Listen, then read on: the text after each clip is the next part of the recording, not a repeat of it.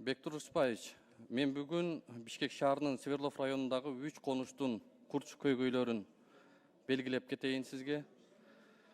Биринчиден, бул Адилет конушунда бүгүнкү күндө критикалык чекке жетти да. 500 түтүн бар бүгүнкү күндө ошол конушта. Бирок ичүүчү таза суу 170 үй бүлөгө 50 диаметрдеги баякы труба менен жеткирилген. Калганы суусуз. Бул нерсени мен мэрге, акимге, вице-мэрлерге канча айттым. Муну президент билеби? Президент билсе, буларды жөн койбойт эле. Ошон үчүн ушул маселени президентке жеткизип бериңизчи. Адамдар бүгүн 30 метрден чыккан 170 үй бүлө гана ошол техникалык сууду ичүүгө аргасыз болуп атат да. Ушуну тездик менен чечүүнү мэрияга тапшырманы берип катуу көзөмөлдөп бериңиздер. Экинчиси бул Нуркожа ата конушунда коомдук транспорт таптакыр жок экен. Таптакыр автобустагы маршруткада жок.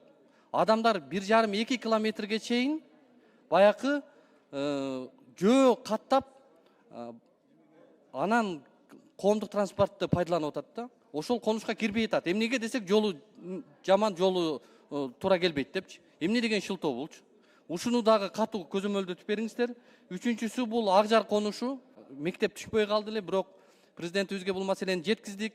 Бүгүнкү күндө ошол Акжарга коңшу жайгашкан конушка мектеп курулуп, бул көйгөй чечилди. Эми ошол баягы эле таза суу маселеси бул жакта да актуалдуу, ошол эле транспорт көйгөйү бул жакта актуалдуу. Эми ушул ылдыйкы зонага мынау Бишкек шаарынын мэрин катуу жөнөтүп турсаңыздар. Сөзсүз түрдө булну плакаттарды көтөрүп алып президентке кайрылганда гана көңүл бурулабы? Ушуну тездик менен акимди дагы, мэрди дагы ушул жакка тез-тезден барып, анан бюджет кабыл алынды мына кече күнү. Ушул ылдыйкы зонага көбүрөөк каражат бөлүү маселесин карашыбыз керек экен. Ушул жогорудагы 3 жаңы конуштун маселесин тездик менен кечиктирилгис менен чечип берүүнү мен сизден суранам. Ушуну жеткизип, протоколдук тапшырма берип, талапты катуу коюп бериңиздерчи сураныч. Рахмат.